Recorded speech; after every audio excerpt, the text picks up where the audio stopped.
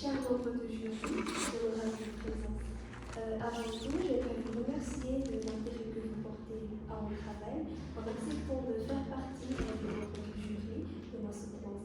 Je tiens également à remercier le professeur Nadia Canel pour son encadrement. Aujourd'hui, j'ai le plaisir de vous présenter le travail de mon projet de fin d'études portant sur le traitement des effluents liquides des industries halieutiques par le biomasse mixte. Le plan de ma présentation s'articulera autour des parties suivantes. Premièrement, l'introduction, suivie de la problématique, les objectifs et la stratégie adoptée pour les atteindre, la partie matériels et méthodes, résultats et discussions, et je terminerai avec la conclusion et quelques perspectives. Ici au Maroc, le secteur industriel halieutique connaît bien son essor et elle occupe une place vraiment prépondérante dans l'économie du pays. La figure suivante nous montre les différentes filières de la transformation des produits de la mer au Maroc. Le Maroc tient le premier rang mondial dans la production et l'exportation des produits de la conserve, notamment les sardines. Elle offre ici plus de 20 000 emplois de façon permanente et saisonnière, à savoir que la quantité à l'export s'est élevée jusqu'à plus de 70 000 tonnes en 2013. Derrière ce développement du secteur industriel halieutique, comme représente la graphique ici, il y a une quantité énorme de rejets liquides qu'il faut prendre en considération, car ces effluents sont très polluantes pour le milieu récepteur, non seulement les opérations effectuées au sein de l'industrie engendrent un grand volume d'eau, mais ceci est caractérisé par une forte teneur en matières organiques, solides que dissoutes, ce qui rend le traitement encore plus complexe. Mais si ces effluents sont mal traités, premièrement, cela peut nuire à l'environnement en engendrant des pollutions des eaux de surface, des eaux souterraines et des sols. Et il affecte aussi la qualité de l'eau, ainsi la quantité en ressources en eau disponible pour usage direct. Et l'eutrophisation aussi, résultant de l'abondance de l'azote et du phosphore, entraîne une multiplication des agents toxiques et une diminution de la biodiversité. Des maladies mortelles graves aussi résultent de la consommation ainsi que du contact avec l'eau contaminée, à savoir principalement le choléra. Les effets sur l'économie touchent principalement la productivité agricole, la production industrielle elle-même et la pêche, aussi le tourisme. Il peut indirectement aussi limiter l'exportation des produits considérés être contaminés. De ce fait, des normes strictes sur le régime industriel ont été établies. La question se pose comment est-ce qu'on peut dépolluer les effluents halieutiques industriels à moindre coût, tout en respectant les normes requises de rejet dans l'environnement. L'objectif de notre travail est de proposer une nouvelle stratégie plus économique et plus écologique dans le traitement des effluents qui sont riches en polluants organiques. Le traitement peut se faire par plusieurs moyens. Ici, on a le traitement en physico-chimique qui combine la coagulation, flocculation, la neutralisation et la décantation. Mais ce qui nous intéresse, c'est le traitement biologique qui nécessite l'utilisation des micro-organismes comme épurateurs de l'effluent. Il existe deux types de procédés, ceux dont les micro-organismes sont maintenus libres dans le bioréacteur et celui à procédé à biofilm qui nécessite l'utilisation de supports pour coloniser ces micro-organismes pour le développement du biofilm. On a choisi la culture mixte, c'est-à-dire que le support, lui, il est maintenu en suspension dans le bioréacteur, contrairement à la culture fixe. Et le procédé qu'on va adopter est dit MBBR, Moving Bed Biofilm Reactor. Cette voie de traitement nous a paru la solution la plus adaptée face à la problématique qui se pose et MBBR a souvent présenté des rendements des pollutions qui sont particulièrement intéressantes durant les études menées auparavant. Désormais, la performance du procédé dépend à la fois de la nature de l'effluent lui-même, de la biomasse épuratrice, le support de la colonisation et le fonctionnement du bioréacteur. Ici, on a un vue d'ensemble du bioréacteur MBBR. J'ai fait ce schéma moi-même. Et il est composé d'un générateur muni d'un tuyau. Et celui-ci assure l'apport de l'oxygène. Et on a aussi l'agitateur mécanique et le cuve ou le cuve. On va donc commencer par la préparation du matériel. Comme biomasse, on a utilisé le champignon Aspergillus niger. Sa culture est faite sur un milieu liquide LPM composé de NaCl, de levure et de tritone. L'autre biomasse, c'est l'algue verte d'espèce Ulva lactica.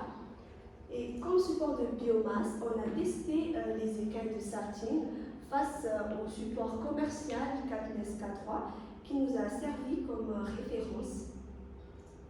Et des effluents halieutiques synthétiques de composants similaires aux ceux des industries ont été préparés avec 160 grammes des parties non comestibles d'une sardine fraîche avec 400 ml d'eau distillée. Voici donc les différentes étapes du lancement. Premièrement, on va placer les algues au fond du bioréacteur et y ajouter 10 litres d'eau distillée.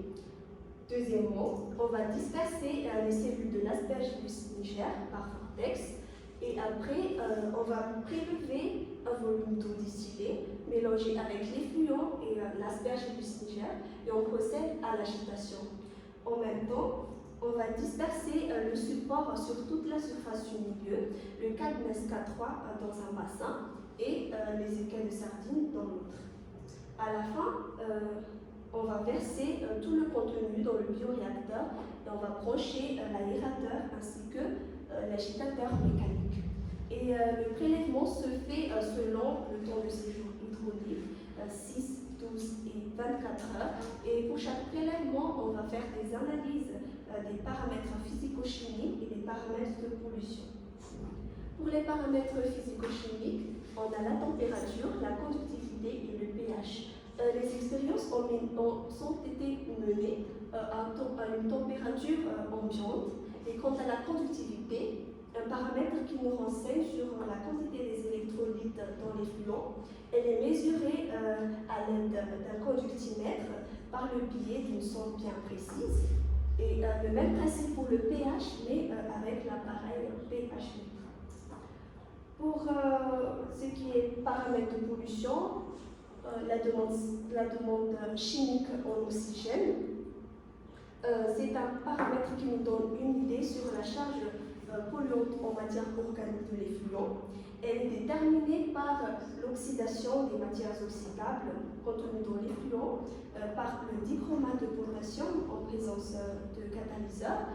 Et ceci se fait à l'aide de cet appareil-là, appareil de chauffage à reflux, à une température de 158 degrés C pendant 2 heures. Pour l'analyse des matières en suspension, on procède à une filtration de l'effluent par un papier filtre à l'aide d'un équipement de filtration au sous-vide. Pour le dosage de phosphore, on procède premièrement par oxyder les formes organiques et transformer les autres catégories de phosphore en orthophosphate soluble par l'acide molybdate.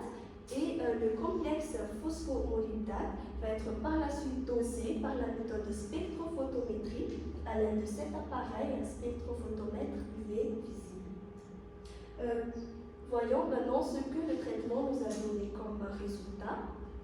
Concernant le pH, on remarque ici pour les deux supports que le pH varie de la neutralité à l'alcalinité et les valeurs supérieures à 8 ici sont craintives parce que elles nous donnent elles nous témoignent comme quoi que les conditions sont devenues défavorables pour le déroulement biologique de notre traitement. Pour la conductivité, on remarque une montée progressive de la conductivité au cours du traitement et cela se traduit par une biodégradation, une bonne biodégradation qui résulte de l'effet des biomatériaux sur la croissance des champignons notamment et aussi l'activité des algues, mais ces valeurs supérieures à 1000 microsiemens par centimètre qui sont considérées comme étant un peu trop élevées peut inhiber cette croissance. Pour l'analyse de la DCO, ici le diagramme en bleu représente celui avec le cadmium K3 et orange avec les écailles de sardine. En ce qui concerne le taux d'abattement des matières organiques par la mesure de la DCO, on remarque ici des effets positifs pour les deux types de supports et les résultats sont très comparables pour les deux, mais à la fin, on remarque que les écailles de sardine présentent une bonne performance comparée au cadmium K3. Et l'image ici nous montre la bonne éclaircissement du milieu après 24 heures de traitement. Pour l'analyse du phosphore, on remarque ici pour les deux supports qu'ils présentent tous deux des effets négatifs, ce qui s'explique probablement par le phénomène de remarquage suite à une mort cellulaire de certaines algues qui sont connues comme étant riches en phosphore et qui libèrent le phosphore dans le milieu, mais ça reste encore à vérifier. Terminons avec l'analyse de la matière en suspension. On remarque que les deux types de supports présentent une évolution positive pour ce qui est taux d'abattement des matières en suspension. Et même si on remarque ici que le support cadmium K3 présente une efficacité plus intéressante que les écailles de sardine, les résultats restent quand même très très comparables. Donc pour conclure, j'aimerais revenir à notre objectif, c'est de traiter les effluents halieutiques avant déversement tout en respectant les normes requises de rejet. Et le traitement a été choisi par rapport aux défis qu'on a à relever. C'est d'appliquer une méthode s'avérant efficace, plus écologique et économique. Ainsi le bioréacteur LBBR avec l'utilisation du champignon Aspergillus niger et l'algue Ulva lactuca comme biomasse épuratrice, les écailles de sardine et le cadmium K3 comme support de colonisation qui ont tous deux présenté des efficacités dans le terme de réduction des matières organiques, des effluents halieutiques. Ainsi, on peut dire que notre méthode mérite d'être exploitée encore plus pour atteindre le maximum de performance en termes de réduction et d'élimination des matières organiques dans les effluents halieutiques. L'amélioration et le développement futur de notre étude devra se pencher sur ces aspects-là, d'étudier les mécanismes de liaison entre les biomasses utilisées, améliorer le système du fonctionnement du bioréacteur. On peut concevoir un bioréacteur qui est proche de celui utilisé en industrie, qui s'alimente continuellement. On peut tester aussi d'autres types de biomasse, comme le champignon Penicillium chrysogenum, aussi comme les algues prunes, les algues rouges. Et ce qui est important aussi, c'est essayer d'approfondir le suivi analytique des biomasses avant et durant le traitement, c'est-à-dire vérifier l'état de santé des algues ainsi que des champignons. Avant de terminer, j'aimerais vous partager cet argument économique qui milite en faveur de l'amélioration de la gestion des eaux usées, qu'il est possible de réduire au minimum les répercussions négatives que les eaux usées peuvent entraîner et de maximiser les bénéfices reconnus comme biens économiques, les eaux usées convenablement traitées peuvent avoir une valeur positive tant pour ceux qui les produisent que pour ceux qui les consomment.